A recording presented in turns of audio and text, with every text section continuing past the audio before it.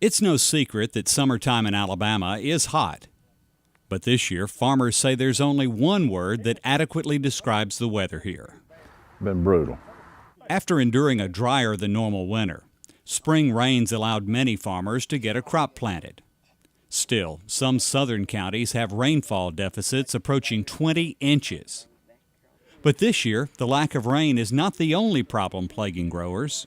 Well, the rain basically quit around the middle of May, and that would have been bearable with normal temperatures of a high being around 89 or 90 or something like that, but we've been bumping upper 90s to 100, and that coupled with no precipitation, it's just been very brutal. After more than a month of 100-degree heat and little to no rainfall, much of the state received some welcome rain in late June. Farmers say they're grateful, but a couple of days of showers won't guarantee a good harvest. It's not going to turn around a situation. There's been damage done.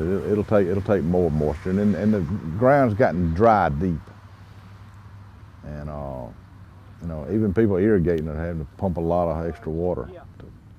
It's just we've had a tough drought, and it came early when crops were younger and tender. This crop of soybeans is a little over halfway through its growing season. After enduring the stress of high heat and low moisture, the rain came at a crucial time in the plant's life. When the pods are filling, that's it's the maximum moisture pull for the plant, and more moisture, the larger the bean, the more pods. You can look on the plants and all. They're full of pods right now, and this is a critical time. Not a good time to be dry. Years ago, this drought would have been devastating. But crops today are surviving because of modern conservation tillage practices that help preserve soil moisture. You don't till the soil in the spring and destroy that moisture that's carried in from the winter. And so you have that moisture for the crop to use and to get a stand of the crop. If it rains like it should rain, it's not such a big deal, but in a year like this, it's critical. If occasional rains will continue through the rest of the summer, Morris expects to be able to harvest an average crop. And with markets as they are now, every soybean he can harvest is particularly valuable. We've got relative historically high prices for commodities right now, which that's good. People need to be paid for their stuff. We also have high inputs.